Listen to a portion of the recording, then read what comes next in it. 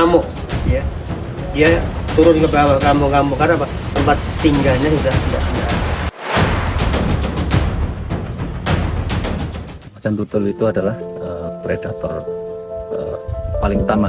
Macan tutul itu kan tingkat teratas rantai makanan di hutan Indonesia, khususnya Jawa Tengah.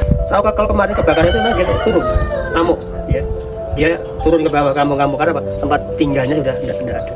Macan tutul ini kan bersifat individu dan teritori. Jadi apabila ada penambahan individu, kemungkinan mereka akan mencari teritori yang lain.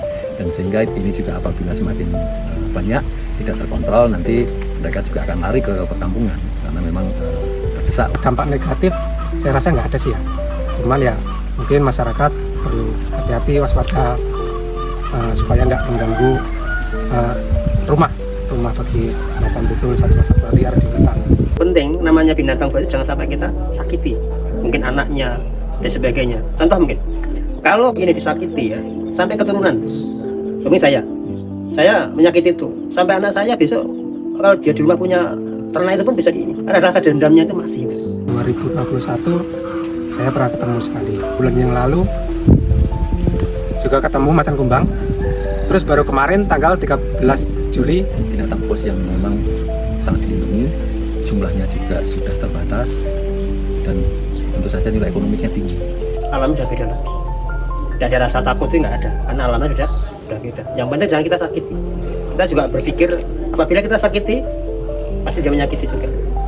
Apabila kita sayang pasti dia juga menyayangi. Paling ketemu ya mungkin kaget, itu bisa udah gerak, kita diam aja. Berarti dia tidak akan tersakiti itu. Apa ini penting karena apabila top puncak rantai makanan itu terganggu, otomatis adalah keseimbangan ekosistem yang ada akan terganggu pula. Dan ini menyebabkan nanti akan semakin banyak satwa-satwa yang bisa menjadi ancaman maupun gangguan buat kehidupan masyarakat yang ada di bawah, terutama untuk monyet ekor panjang dan babi hutan. Itu yang menjadi pemangsa utama dari macan tutul ini. hutan itu tidak rusak oleh hewan-hewan seperti babi hutan, seperti rusa. Jangan sekali-kali bumi itu jantung kita sakiti. Apabila jantung kita rusak, organnya kan rusak, iya kan? Tumbuhan akan hancur semua.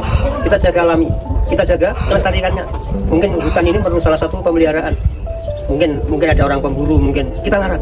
Dampak positifnya adalah nanti keseimbangan ekosistem ini akan semakin bagus. Gangguan satwa liar yang ada di masyarakat, terutama untuk gangguan lahan pertanian itu tidak begitu besar. Populasi macan tutul yang masih banyak ini sedikit laporan, lebih sedikit lah. Maka jantungnya bumi adalah gunung tadi.